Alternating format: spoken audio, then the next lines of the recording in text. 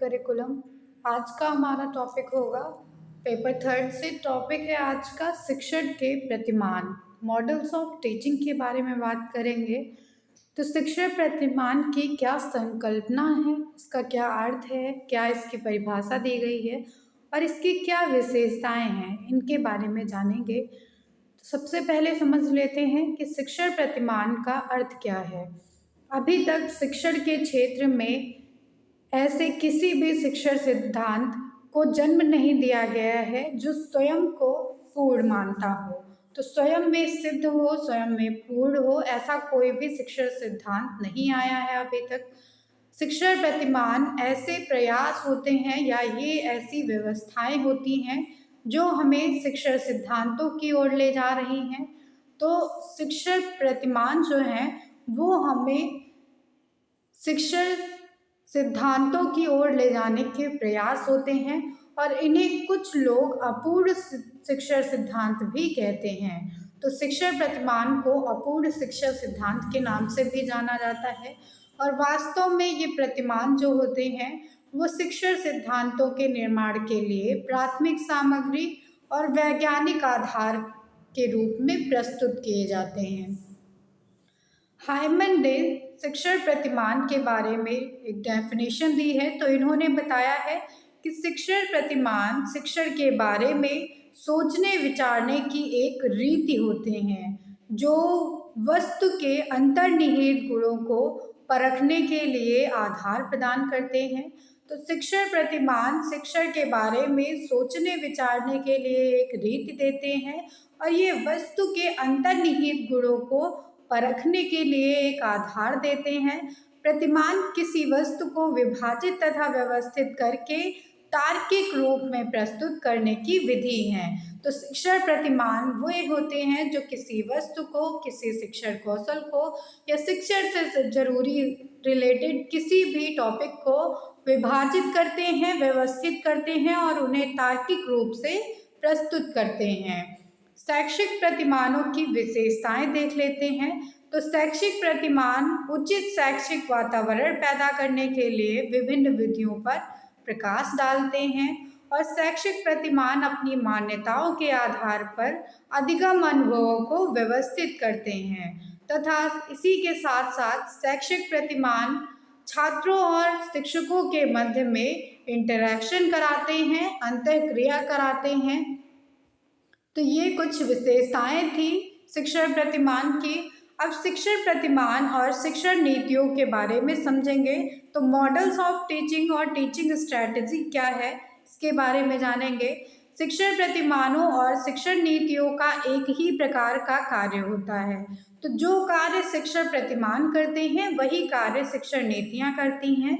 एक शिक्षण इन दोनों माध्यमों का प्रयोग करके उद्देश्य के अनुसार शैक्षिक वातावरण को उत्पन्न कर सकता है और शिक्षण की प्रक्रिया से मूल्यांकन की प्रक्रिया एक अनिवार्य क्रिया हो जाती है और शिक्षण नीतियाँ केवल नीति निर्धारित करती हैं। शिक्षण के मूल्यांकन से इसका कोई भी प्रत्यक्ष संबंध नहीं होता है। तो शिक्षण नीतियाँ सिर्फ नीति निर्धारित करती हैं जबकि शिक्षण के मूल्यांकन से इनका कोई भी संबंध नहीं होता है। जबकि शिक्षण प्रतिमानों का मूल्यांकन से बहुत घनिष्ठ संबंध होता है और यह प्रत्येक प्रकार के प्रतिमानों में आवश्यक और अनिवार्य तत्व होता है कि उसमें जो है मूल्यांकन किया जाए। शिक्षण प्रतिमानों में मूल्यांकन प्रणाली को के नाम से भी जाना जाता है और यह कह सकते हैं हम कि शिक्षण प्रतिमान शिक्षण नीतियों से अपेक्षाकृत अधिक व्यापक होते हैं।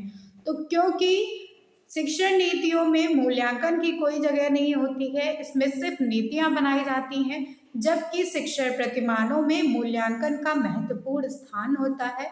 तो इस प्रकार से हम कह सकते हैं कि शिक्षण प्रतिमान शिक्षण नीतियों की अपेक्षा अधिक व्यापक होते हैं और इसके लिए कुछ क्रियाएं बताई गई हैं कि परिवर्तन व्यवहार तथा निष्पत्ति को व्यवहारिक रूप प्रदान करता है और सभी समुचित उद्दीपनों का चयन करना जिससे कि छात्र वांछित अनुक्रियाएं कर सके और परिस्थितियों का विशेषीकरण करना। तो ये कुछ कार्य होते हैं। अब शिक्षण प्रतिमानों की मान्यता क्या है, इसके बारे में जान लेते हैं। तो शिक्षण प्रतिमान प्रभावशाली रूप से सीखने के लिए उपयुक्त होते हैं और ये वातावरण निर्माण करने के लिए एक प्रबल साधन है। और शिक्षण प्रतिमान सीखने के अनुभवों के लिए वास्तविक और व्यवहारिक रूपरेखा प्रदान करते हैं। प्रत्येक प्रतिमान शिक्षण की सफलता के लिए अनेक शिक्षण नीतियों, विधियों और युक्तियों का प्रयोग करता है और प्रत्येक प्रतिमान में शिक्षक और छात्रों के मध्य में अंतःक्रिया बढ़ाने के लिए प्रयत्नशील प्रयास किए जाते हैं और शिक्षण प्रक्रिया को सक्रिय रखा जाता है। अब शिक्षण प्रतिमान के तत्व क्या क्या होते हैं ये जान लेते हैं। तो कुछ निश्चित तत्व होते हैं जो हर एक शिक्षण प्रतिमान में आपको उपस्थित मिलेंगे। तो शिक्षण प्रतिमान के तत्व इस तरह से हैं। इसमें पहला तत्व आ जाता है लक्ष्य या उद्देश्य।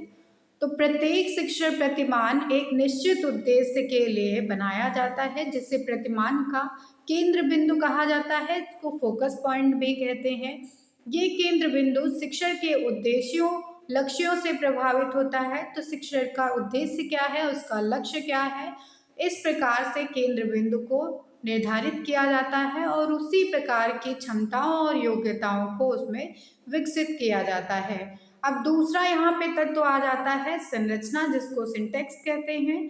तो संरचना से अभिप्राय शिक्षण प्रतिमानों के उन बिंदुओं से होता है जो शिक्षण की विभिन्न अवस्थाओं में निर्धारित लक्ष्यों और उद्देश्यों के अनुसार केंद्रित क्रियाएं करते हैं, उत्पन्न करते हैं। और दूसरे शब्दों में कहें तो शिक्षण प्रतिमान की संरचना से यह पता चलता है कि शिक्षण की कौन सी क्रियाएं हैं, कौन सी नीतियां हैं, कौन सी युक्तियां हैं और कौन सी अंतः क्रियाओं को किस प्रकार के क्रमबद्ध में रखा गया है, ताकि उससे वांछित उद्देश्यों की प्राप्ति की जा सके। और ये विषय वस्तु के प्रस्तुतिकरण से संबंधित होते हैं। तो संरचना जो तत्व है वो विषय वस्तु की प्रस्तुतिकरण से संबंधित होता है। अब तीसरा तत्व आ जाता है इसमें सामाजिक प्रणाली, जिसको सोशल सिस्टम कहा जाता है। तो प्रत्येक प्रतिमान की अपनी एक सामाजिक प्रणाली होती है। तो हर एक मॉडल की एक अपनी अलग सोशल सिस्टम होता है उसका, जो हमें बताती है कि छात्र और शिक्षकों के मध्य में क्रिया तथा अंतः क्रिया का आयोजन किस प्रकार से किया जाना है। तो छात्र और शिक्षकों के बीच में कैसी क्रिया है होनी चाहिए और कौन सी अंतः क्रिया होनी चाहिए, इसका आयोजन सामाजिक प्रणाली के द्वारा किया जाता है, जिससे कि छात्रों के व्यवहार पर नियंत्रण किया जा सके और साथ ही उसमें वांछित परिवर्तन लाया जा सके। फिर हमारा चौथा तत्व आ जाता है मूल्यांकन प्रणाली का, द सपोर्ट सिस्टम जिसको कहते हैं।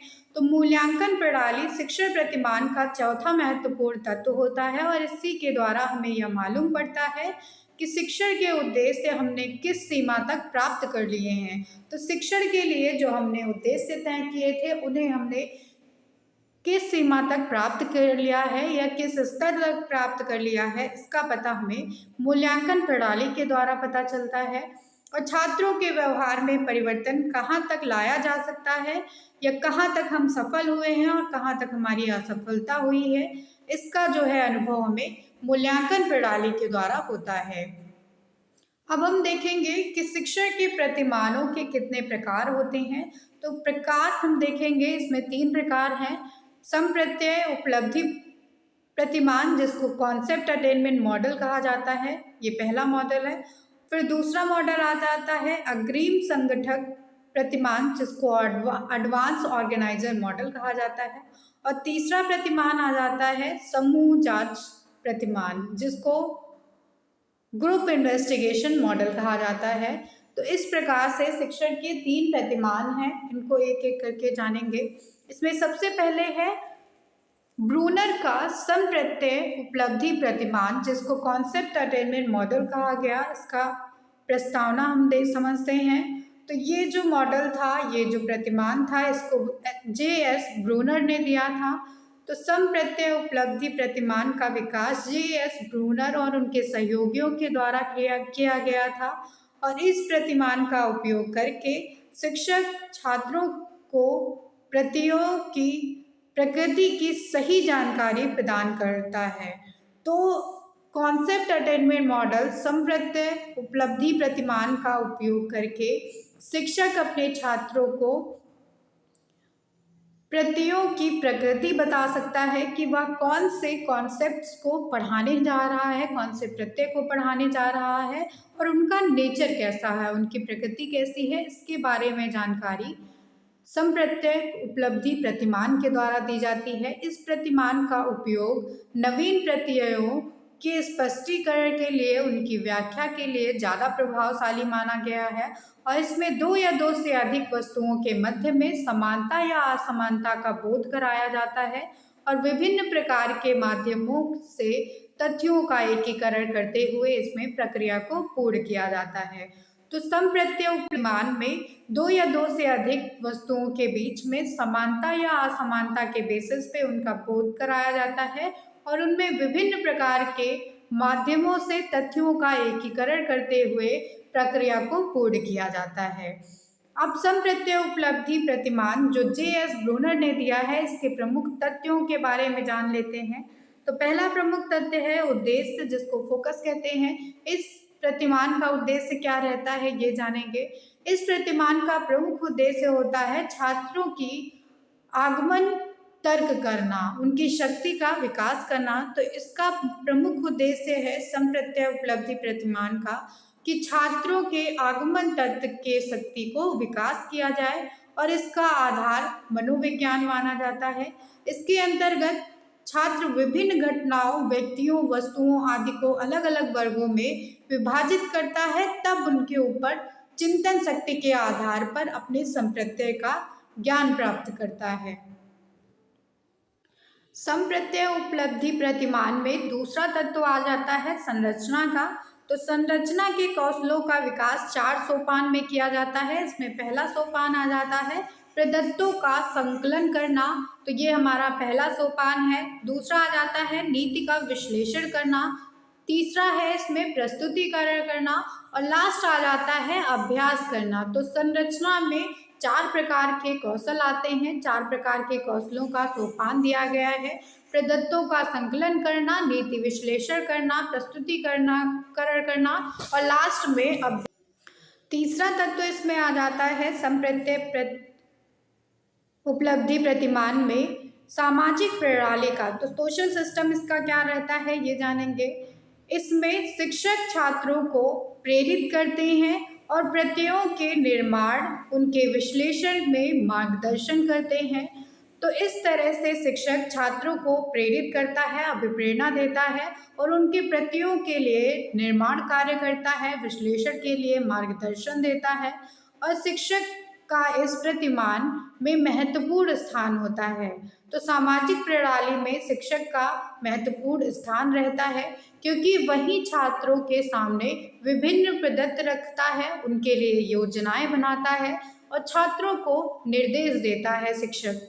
इसमें शिक्षक का प्रमुख उद्देश्य छात्रों को प्रत्यय निर्माण में सहायता देना होता है।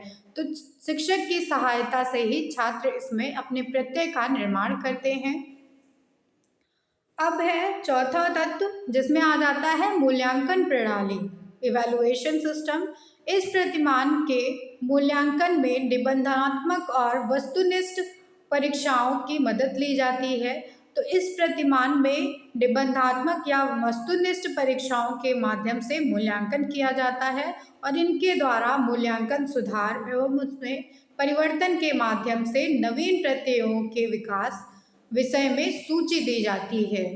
अब हम नेक्स्ट प्रतिमान की बात करेंगे, अगले प्रतिमान की बात करेंगे जो है हमारा अग्रिम संगठक प्रतिमान, जिसको एडवांस ऑर्गेनाइजर मॉडल कहा जाता है। इसका प्रस्तावना देख लेते हैं। तो ये मॉडल जो है डेविड ऑजुबेल ने दिया था। अग्रिम संगठक प्रतिमान जो होता है इसके प्रवर्तक डेविड ऑजुबेल को बताया गया है और इस प्रतिमान का आधार होता है शाब्दिक अधिगम। तो शाब्दिक अधिगम को इस प्रतिमान का आधार माना गया है और यह सूचना प्रक्रिया के सिद्धांत पर आधारित है।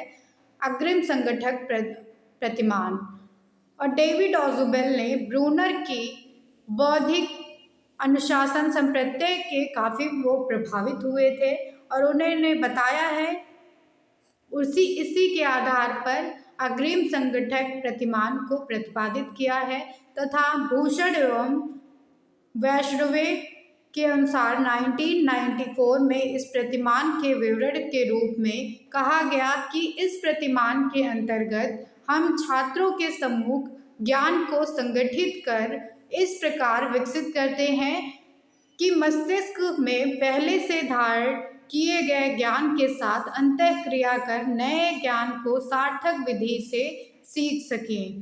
तो भूषण एवं वैष्णवे का कहना था कि यह प्रतिमान अग्रिम संगठक प्रतिमान जो है वो इस तरह से क्या कार्य करता है छात्रों के लिए कि उनमें जो पहले से उनके मस्तिष्क में धारणा रहती है उसी ज्ञान के साथ में अंतःक्रिया करके तब नए ज्ञान को सार्थक विधि के द्वारा उन्हें सिखाया जाता है।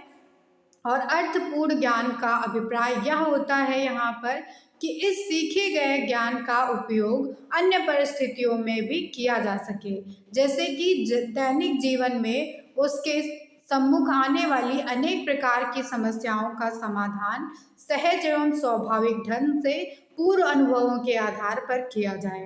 तो दैनिक जीवन में छात्रों के सामने जो भी समस्या आ रही है उनका समाधान वो सहज रूप से और स्वाभाविक ढंग से करें और अपने पहले के अनुभवों के आधार पर उनका जो है समाधान कर सकें।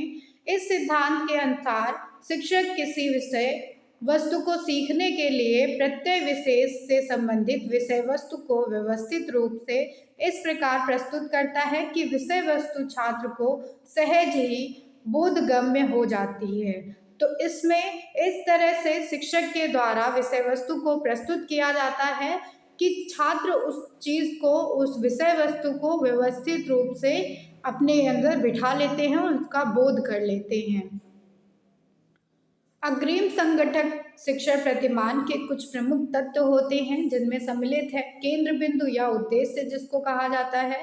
तो इस प्रतिमान के प्रमुख उद्देश्य होते हैं कि प्रत्ययों तथा तथ्यों का बोध कराना, ज्ञान एवं पुंज में संबंध स्थापित करना और पाठ्य वस्तु को रोचक तथा सार्थक बनाना। फिर अग्रिम संगठक प्रतिमान का दूसरा तत्व आ जाता है संरचना। तो संरचना में विषय वस्तु के सार्थक बोध हेतु पहले क्रियाओं को सामान्य रूप से प्रस्तुत किया जाता है, फिर विषय वस्तु को सीखने के क्रम में विशिष्ट रूप से उनको प्रस्तुत करते हैं। तो पहले सामान्य रूप से उनका बोध कराया जाएगा, फिर विशिष्ट रूप से सीखने के लिए उन्हें विषय वस्तु को प्रस्तुत कराया जाता है। और इस प्रकार के प्रतिमान में 3 प्रमुख प्रक्रियाएं होती हैं जिनमें सम्मिलित है। पहली है इसमें क्रिया अग्रिम संगठन का प्रस्तुतिकरण किया जाना, दूसरी प्रक्रिया होती है अधिगम सामग्री या अधिगम कार्य का प्रस्तुतिकरण करना और तीसरी प्रक्रिया होती है ज्ञानात्मक संगठन को सुदृढ़ करना। अब तीसरा तत्व आ जाता है अग्रिम संगठक प्रतिमान में सामाजिक व्यवस्था। तो जैसा कि पहले से कहा जा चुका है कि प्रतिमान इस बात पर विश्वास करता है कि अमूर्त विचारों को भी प्रभावशाली ढंग से प्रस्तुत किया जा सकता है। तो जो विचार या जो वस्तुएं छात्रों के सामने नहीं होती हैं उनको भी हम अमूर्त विचारों में उनकी कल्पनाओं में प्रभावशाली ढंग से प्रस्तुत कर सकते हैं। और इसमें शिक्षक की भूमिका अधिक महत्वपूर्ण रहती है, वह ज़्यादा सक्रिय रहता है तथा कक्षा पर अपना पूर्ण नियंत्रण रखता है। चौथा तत्व आ जाता है मूल्यांकन व्यवस्था का, इवैल्यूएशन सिस्टम का। तो इस प्रतिमान के अंतर्गत मूल्यांकन अनुदेशन के आधार पर किया जाता है। तो इसमें जो भी मूल्यांकन किया जाता है वो अनुदेशन के आधार पर किया जाता है। मूल्यांकन हेतु मौखिक या लिखित दोनों प्रकार की परीक्षाओं का उपयोग किया जाता है। और अग्रिम संगठक प्रतिमान अमूर्त पाठ्य वस्तु के शिक्षण हेतु अधिक प्रभावशाली विधि मानी जाती है। इसमें ज्ञानात्मक पक्ष के उच्च स्तरीय उद्देश्यों की प्राप्ति में यह प्रतिमान बहुत सहायक होता है और इस प्रतिमान का उपयोग समस्या समाधान और अधिगम अंतरण मतलब ट्रांसफ़र ऑफ लर्निंग के लिए किया जाता है। जब अधिगम का एक जगह से दूसरी जगह पे स्थानांतरण किया जाता है तो अग्रिम संगठक प्रतिमान सफलतापूर्वक कार्य करता है। तो ये टॉपिक हमारा शिक्षक के प्रतिमान का टॉपिक यहीं पे समाप्त होता है। Thank you everyone.